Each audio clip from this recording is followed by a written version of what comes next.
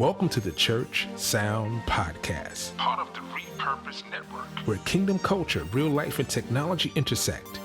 I'm your host, Prentice Thompson, and what we do, we talk to real people, pastors, leaders, engineers, tech people, manufacturers, worship leaders, all about church, technology, and provide solutions for a successful Sunday morning service. You ready? It's time to take a ride. Let's go. Yes, and welcome to another edition of the Church Sound Podcast. Oh man, you guys make me feel so energized. I'm your host, Prentice Thompson. And what we do every week is trying to make sure you guys are entertained with information that's going to be impactful and information that you can apply immediately. That's the goal, to make sure that your church service is 3 words: amazing. So while you're here, make sure you like, subscribe, review if you are watching. Not only should you be subscribed, you should click the bell to be notified. Do that for me. Make sure that you send this out to your teams, send this out to your pastors, leaders, and if you have a friend, if you're a pastor and you have a friend who's a pastor, hey, listen, send it on. And I don't know if I told you, I don't know if you're aware, but we have over 300 episodes of the Church Sound Podcast that deals with everything from your mental health to training, to you name it, product, manufacturers, you name it. It is there for you to peruse. So make sure that you do that. Head over to repurposenetwork.com for a collection of podcasts that will bless your life. And make sure that you subscribe, become a follower, and let's grow out this community. So here we are, last part number 5, the top five mistakes churches make with audio and how to fix them. It doesn't matter whether you're a seasoned engineer. It does not matter if you're a volunteer. If you volunteer once a month, twice a month, every week. It doesn't matter if you're a pastor just trying to get the sound better in your sanctuary. These series of episodes are for you. Like I said, this is part 5. So let's recap really, really quick. And if you are listening to this for the first time, just go back, get to number 1 and work your way up to number 5. Mistake number 1, poor microphone placement. Where you place the mic, very, very important. Number 2, ignoring room acoustics. Number 3, overloading the mix. Number 4, lack of volunteer training. And lastly, number 5, failing to maintain equipment. Failing to maintain equipment. You're probably saying, Prentice, why do you say that? Because everything needs upgrading and everything needs maintenance. And if you don't do that, you're going to run into issues. It's kind of like the handsome guy who never gets a haircut, who hasn't had a haircut in 3 years. He doesn't maintain. She doesn't maintain. Or that woman that has that bad wig on, like, I wish you'd wash that thing. Sister, just comb it out. Do what you got to do. You have to maintain your equipment. Why? Because your equipment is the tool to get your voices, the music, the instruments to the people. It's the conduit. It's the way through. It's the way in and out and through to the people. So let me explain why I'm saying this. Because dust is the enemy of all equipment. And in my space, I have a duster. Another thing I use for dusting, I use a paintbrush. because it allows you to get in a little deeper into the crevices. Dust is a killer of all equipment. Bad cables is a killer of equipment. Killer. Outdated gear will lead to unpredictable issues. And that will in turn leading to failures during service. I guarantee you, if you can if you can write your name on your equipment, you got a problem. You got a problem. If your microphones are all over the place and you can't find, you got a problem. There should be some rules in place to maintain the equipment. So, you're probably asking, Brother Prentice, Mr. Thompson, Prentice Lane Thompson, Prentice Lane, whatever you call me, or just Prentice. How do you fix that? How do you set up? How can I maintain my equipment? Rule number one, you have to establish maintenance routines. You have to establish maintenance routines. What does that mean? You have to dust off your consoles. You have to cover up your consoles. You have to place your microphones or your lavaliers all in safe places. You have to wrap up your lavaliers. You have to maintain your headsets. You have to disinfect your microphones. You have to do all of these things so that you have a regular maintenance routine. That will ensure that you will have less issues. Because like I said, dust is the enemy of all electronic equipment. Dust. Something simple as dusting off or covering your console will save the life of your console, will save the life of your keyboard. I've opened up keyboards and found so much dust in there. Listen, I have a snowstorm indoors. You have to maintain your equipment by establishing maintenance routines. You have to. Maintaining your equipment, your musical equipment. Maintaining, hey, listen, the drum heads on this mic, on these drums are old. Why does it sound like that? You need to change your drum heads. You need to change do you provide drums for your sticks for your drummer, or how does that work? You have mallets. You have all these things. Do you have the things that they need? And can you maintain it? Is it covered up without the in-ears? What's your routine to maintain that? You got to think about it. Look at your gear, inspect what you have, and figure out ways to have consistent maintenance on it. When I say consistent, I mean weekly. Weekly maintenance. Number 2, inspect your cables and connections. Let me tell you, you have to check because cables do not last forever. They do not have a lifetime expectancy because they fray, they get loose, the connections get loose. Sometimes you have to change the connector. Someone has to know how to do that. Sometimes the cable gets worn or frayed inside. You're wondering why you have buzz on this cable and all of a sudden it's not working. You have to check that. You have to check all of your connections. And no way you find this out. You find this out in line check, not in sound check. You find this out in line check during the week or before sound. You're like, why am I not getting signal? Why am I not getting signal? This is plugged in. I see it.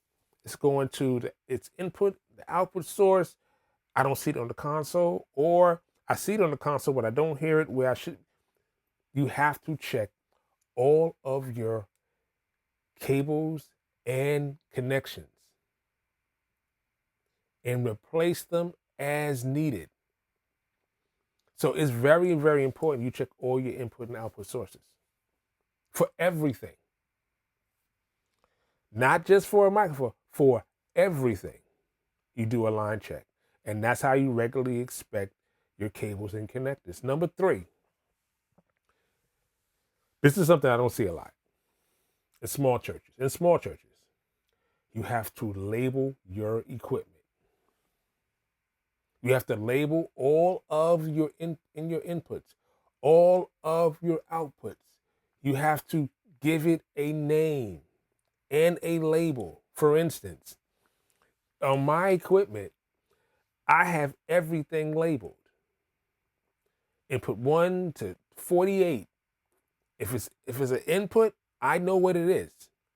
I know where it is and I know where it's coming from. If it's Dante, if it's hardwired, if it's coming from a stage box, I have it. You know why? I have a document that says that, what it is. And 2, if it's a cable, it has a label. That sounds like a bar. If it's a cable, it has to have a label. Why? Because when you look at the back of a console or anything that has more than one input, you know what happens? They all look the same. So if you pull out input number 4 and you have input number 8, how do you know the difference? You don't. So what's going to happen in a pinch when you need to make a quick change about something? You don't know what you have in your hands because it's not labeled. You have to label all of your cables, inputs and outputs. And why is that important? Because it allows you to troubleshoot easily because you know what you're looking at. You know what you're looking at. Number 4, you have to keep spare parts, spare connectors. I call it the go bag. You have to have a RCA to a 1/4 inch, a male, female, XLR, a coupler, every kind of connector, RCA, 1/4 inch, 1/8 inch, you name it, Phoenix to a XLR female, Phoenix to a XLR male, 1/4 inch mono cable, instrument cable, stereo cable to a Y connector, 1/8 inch. You have to have every variation. You should have a bag of just gadgets. When I say gadgets, my nickname for it around me is I call it the Gidgy Gadget Box.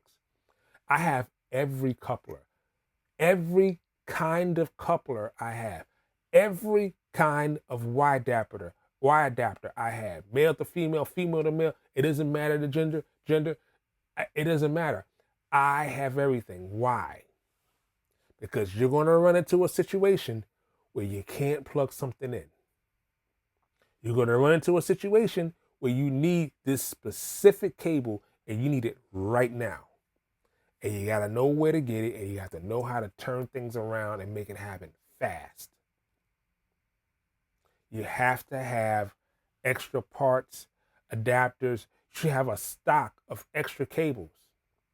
A stock of, if at least five to 8 XLRs, 5 foot, 15 foot, 25 foot, 50 foot, 75 foot, 1/4 inch, RCA. You should have a collection, a stock of extra cables. Why? Because what if you gotta take your system outside for an outdoor event? Where are the cables coming from?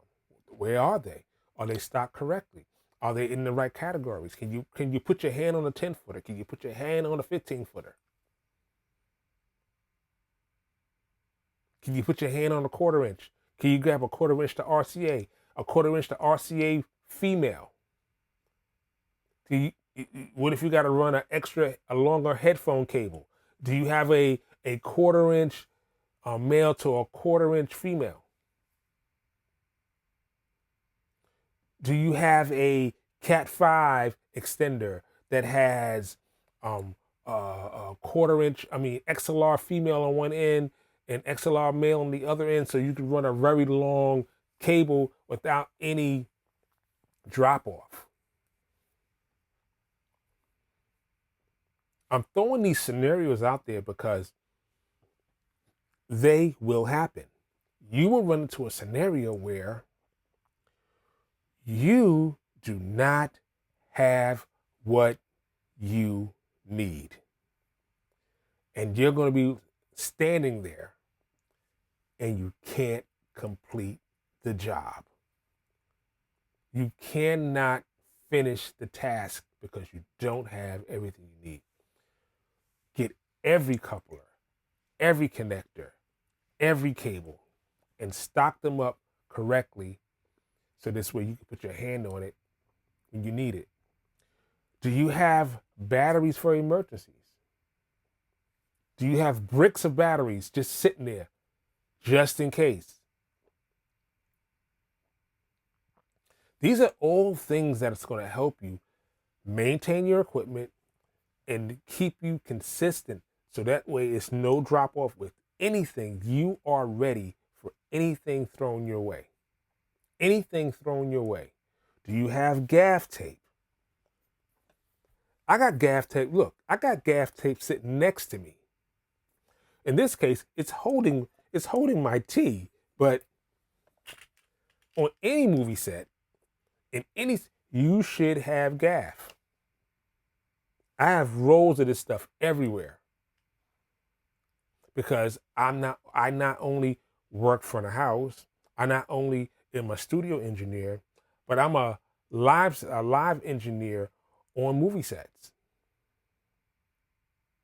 So I have stuff everywhere. I have a whole side of my garage that's just for live sound for movies or interviews. I have a whole section just for my recording stuff. I have a whole section just for my podcast stuff. Know what the thing about great audio stuff, great audio equipment, or having really good cables is that they work everywhere. I can use the same cable for every area that I work in. Why? Because audio is audio. XLR is an XLR. Quarter inch is a quarter inch. RCA is an RCA. Eighth inch, or you want to call it 3.5 to 2.5. I have everything. Because in every scenario, I'm going to run into an issue. Anytime I need power, I get to make sure I have enough batteries. You need to make sure you have enough batteries. I've gone to set and stopped and bought 100 AA batteries. 100, and put them in a pouch. So I'd have it. Just in case. Not that I need it. No. Just in case. Because if you don't have power, you can't work. Number 5, you have to plan for upgrades. You have to budget annually to replace or upgrade outdated equipment. It's important because technology changes. You want to be flexible. You want to be able to be pliable. You want to be able to utilize technology to its fullest. And this is another thing I need to be careful about, is that you don't need the latest of everything. Don't get caught up into the latest and the greatest. Don't get caught. It's two sides to this coin. You need to make sure that you're on point with your technology, but at the same time, you gotta ask yourself where I am, where my team is, what I want to accomplish. And you don't need the latest and greatest everything. I give you a great thing to think about, especially for cameras. You know the one thing that makes a camera great? A great lens. You can have a crappy camera. You have a great lens, you have a better image. So, people that go out there and buy the latest and the greatest cameras. Sometimes you can buy an older camera and get a great lens and have a better image than someone who bought the greatest camera with an average lens. Like, for instance, a Panasonic GH4, when it first came out, was $1,500, $1,800. You can now find a GH4 on eBay for like $300. It's a good camera. Matter of fact, it's a great camera. But if you see the glass, look in the back, you see this glass I got in the back, right? You see these lenses, right? I can grab these lenses.